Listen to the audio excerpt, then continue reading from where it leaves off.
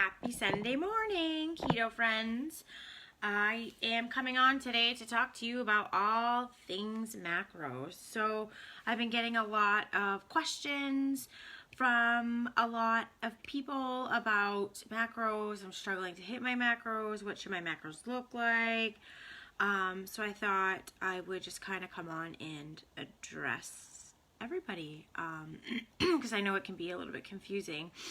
So for as long as I have been eating, healthy and changing my lifestyle and on different diets and whatever, the word macros scared the crap out of me until keto. Before, when I used to do different programs, I would hear about it and I was like, I'm just going to do calories. I don't even want to think of that. I was totally overthinking it. So macros are your basic carbs, protein, fats, fiber, and water is also a macro. I might have some little people pop in and out. But when most people are talking about macros, especially with keto, we're talking about carbs, proteins, fats. And those are the most important macros on the ketogenic diet. Okay, so anyway, what should it look like? 75% healthy fats, 20% protein, 5% carbs. So how do you figure that out? So there's lots of different ways. There's lots of different websites, tools that you can use. I personally use Carb Manager. I am on the lookout for something a bit better though, because I caution sometimes Carb Manager only because it calculates your macros just fine, and there's a place to do ketogenic and it'll tell you what you need for the day. And that I think is great. But I only caution some things because if you enter in foods and then you might see at the bottom, it'll say like, such and such amount of people have reported to Carb Manager a discrepancy in the nutritional facts. They haven't fixed it yet. So that in itself, I don't feel super confident about, like certain things that you enter into it that are not matching what it says that it is. And I know some of you have kind of run into that as well. Anyway, so I am always looking for better tracking tools. So if anybody has success with different keto tracking tools, let me know. So what do I track? Net carbs. And there's a lot of back and forth about whether you should track carbs or net carbs. But I'm very confident, I guess you can say, in the fact that net carbs is the way to go. I've done a lot of research. And why is that? Because how you calculate net carbs is your total amount of carbs minus your fiber and minus your sugar alcohol. So why do we do that? Because fiber is non-digestible. So it's not something that we have to worry about spiking our glucose production. Same thing with sugar alcohol. It's not certain. And some people will say you minus half of your sugar alcohol. So I've heard that too. But they know for sure that sugar alcohols have a far, far less dramatic effect on your body than regular sugar does. So that's why they'll say minus that or minus half or whatever, but fiber for sure, because it's non-digestible, so it's not going to play a role into spiking your glucose levels. So what are some tips and tricks for meeting your macros? So first things first, I share a picture very often because we have new people in this group all the time. When it comes to your keto macros, protein is a limit. Wait, am I saying this right? Okay. Carbs are a limit. You never want to go above what your calculated carbs are. You like stay below it. You do not want to go above it. Protein is a goal. You want to meet your protein goal. There are so many reasons why you want to meet your protein goal. And one of the reasons is because if you do not meet your protein goal, you might experience things like hair loss. I've had some people kind of contact me and say, oh my God, since I've been doing this, increase your protein, increase it. Even if it goes over what you're supposed to have, increase your protein. Some people, if they have any like muscle weakness, they feel like if they exercise or, you know, just the way their body responds, they're feeling like a little bit weak in the legs or whatever, increase your protein. Fatigue, increase your protein. So you need to meet your protein. I think just sometimes in general, like I've had conversations with people who will experience some of those symptoms, and I'll be like, are you eating enough protein? And then they'll think about it and be like, no, I'm not even really tracking it.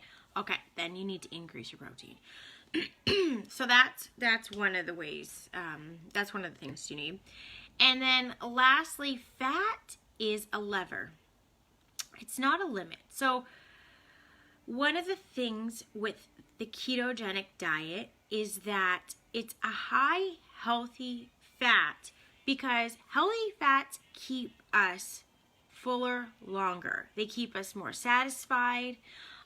So it's not like other diets that you do in that you are starving, like starving, and you can't handle. So that's what the fat intake is for. It's you're eating, you know, more wholesome foods and healthier fats that are going to keep you fuller. So it's a lever. You don't have to meet your fat intake. If you're full, leave it be. Like, you're good. That's why all these people who are against keto or not sure about keto will be like, it's just too much fat for me. That just is. You don't need to. You don't need to meet it. But then once you realize that you're eating more healthy fats, you feel better. You feel fuller. You have more energy. It's huge. And another little fun fact about fats is that if you were to take, for example, cream, right? Heavy cream versus light cream. So the light cream has less calories, less fat, less whatever. But how do you think they get it to still taste that good? Chemicals. Chemicals stall our, fat loss. So there's this misconception. We've been like living this lie for such a long time.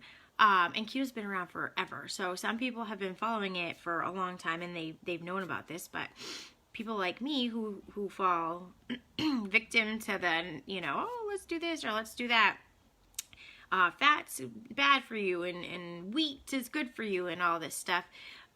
If you have anything that's low fat or light, chances are they made up for the taste with chemicals. And so, boom, stall your weight loss. Not going to happen. Why do you think we have so many, people who are overweight in this country? Because we just don't know how to feed ourselves.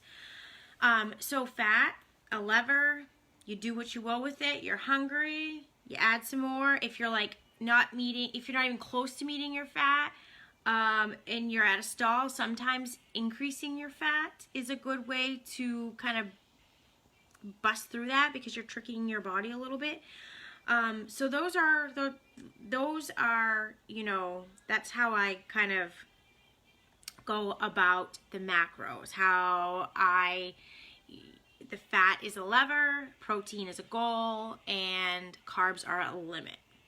So how do we meet the macros? So you want to stick to foods that are not processed, because foods that are processed, and I eat some processed foods, just not a lot, because when you get foods that are processed or like not nitrate free, so I'm very cautious now about finding anything that's nitrate free, because it'll contain hidden ingredients, kind of like what I was saying a while ago about the light, that can sabotage your efforts. So you never really know what you're taking in if you have something that is processed, even if it says low carbs, that's where some of the hidden carbs can come from. So some of you will say, like, I'm doing what I need to be doing, but I don't understand. I'm not losing weight.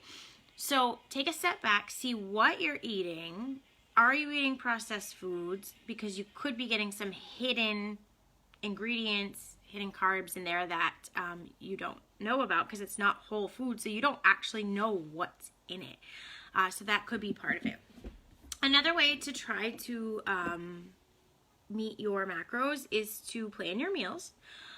You can either, have the same thing for lunch every day, or, what makes it easy for me is that's one of the things I typically do. I try to fast till about 3, but sometimes I make it to 1, 2, whatever. 1, 2, 3 is a good time that I usually have lunch. And I keep it really simple, really simple. I'll have like nuts. I'm really hooked on macadamia nuts, and those are low in carbs. I'll have, nitrate-free deli meat, probably with some cream cheese on it, maybe avocado or bacon or whatever. I'll keep it really simple. And I don't overthink it, because then I feel like if you overthink it, then what happens is you get overwhelmed, and then you're like, whatever, I'm not even going to deal with this. So I just keep it really simple. If I'm on the go and I stop at the grocery store or somewhere, a lot of convenience stores, grocery stores, whatever, are carrying like meats with cheese. So like salami wrapped with provolone. I don't know if you've kind of seen those. Those are great. I'll just grab that, maybe even a couple of those, because it's usually like 2 in a package. And that's perfect right there. Okay, so let's see. I'm trying to think if there's anything else. If you're on and you have questions, go ahead and ask me. If you have questions about your macros. I think the whole take-home message that I want you to get from this is that the macros in the ketogenic diet are the essence of the diet. And so you want to make sure that you are balancing them out so that you can reach your goals and feel good. So like I said with the protein, you need to meet the protein so you can feel good. If you're feeling fatigued and not well, it's probably because you're not eating enough protein. It plays such a big part of our diet. And then same thing with processed foods. If you're eating a lot of processed foods, you might not be feeling that well either. So it can be tricky, but don't overthink it. Try to keep it simple. I find that for the most part, following lazy keto has been good for me. For those of you who are new, because there are a lot of new members, just very, very quickly, strict keto is you track your macros every single day in your carb manager, whatever you use. And you follow everything to a T. To a T, like you would not have processed food, you would not have nothing. Lazy keto is where you do not, you don't track your macros in a tracking tool, but you are very cautious about what you're eating and looking at carbs and making sure you're not going over your net carbs. That's pretty much what I do. Dirty keto is where you allow yourself to have things that are not keto friendly, so wheat or corn products, or I'm trying to think of processed foods, whatever. I sometimes go into the dirty keto, but not always. Amy, any advice for someone who goes over in the protein macro every day? So can you explain that just a little bit better? Going over, do you go over by a lot in your protein macro daily? Or is it just like by 10 grams or so?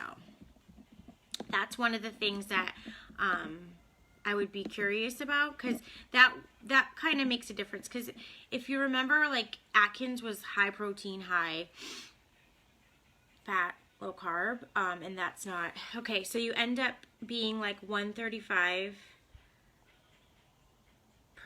plus daily. So like you 135 grams a day, and what's your limit?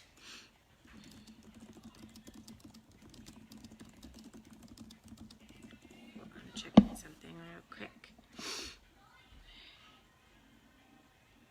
Because what happens is when you have too much protein in your day, the protein will turn into sugar if you have too much. But again, it's not good to have. Protein is such a, it's, oh, crying child. Not sure. Chronometer. I don't know what that is. So does chronometer tell you what you need for percentage daily? Bear with me here. No, I don't know where she's going. Like, does it tell you how much you need? Maybe. I wonder if trying a different tracking tool to kind of see. Like, my protein limit is, oh, come on. My protein limit a day, I want to say, is like 88, 89 grams high. But if I go over a little bit more, I'm not too, okay. I'm not too concerned about it. But they balance, the balance of all three macros. Okay, I'm not quite sure what you mean. Let's talk after this. And I'll see if I can help you with that. So well over 120 grams a day, and that's probably what your limit is. Okay. What are, yeah, we'll talk about it after. Okay. So, again, I think like my hold on, babe, I'm almost done, okay? Okay. Mommy. Sibling rivalry. Mommy. Jocelyn just, what? We'll talk about it after, okay? No, Jocelyn was right next to the edge. Sorry. And She fell? No. She was right next to my piggy bank, and then she was doing this.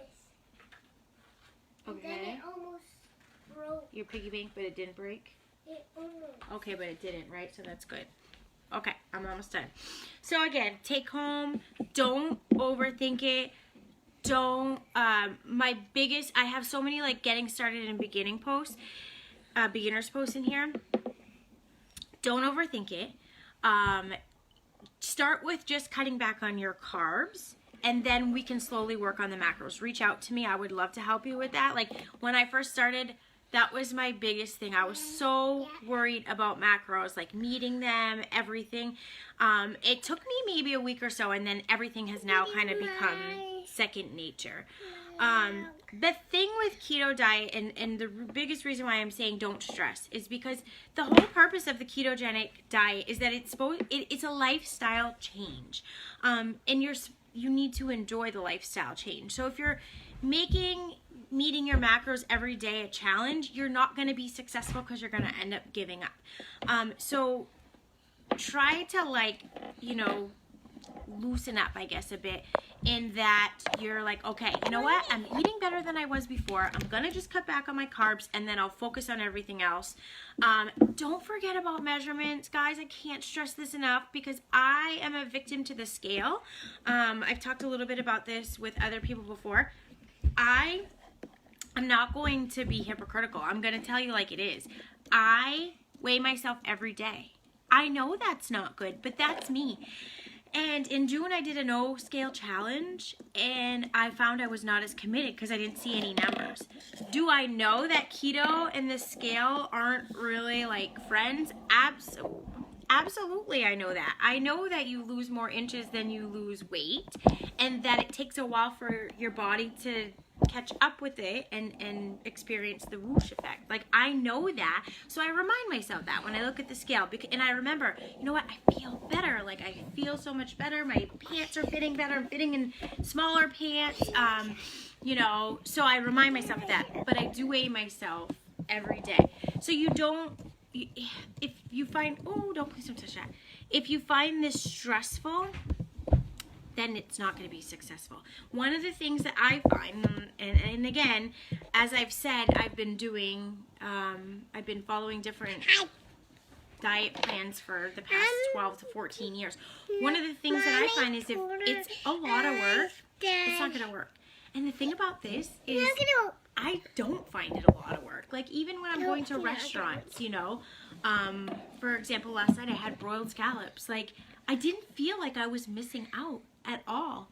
I felt felt like I am able to make good choices when I'm in a restaurant, whereas before there would literally be nothing on the menu for me at all. So I feel really great about that. Okay, we're falling apart. Yes, Liv's house. She's looking at the neighbors. We're falling apart. I hope that was helpful. I have to put a plug in here though because I love me some Reboot. It is Reboot month or Reboot week. If you want to reboot, do not forget to order it because it will not be available after the 8th. Do you have to charge your phone?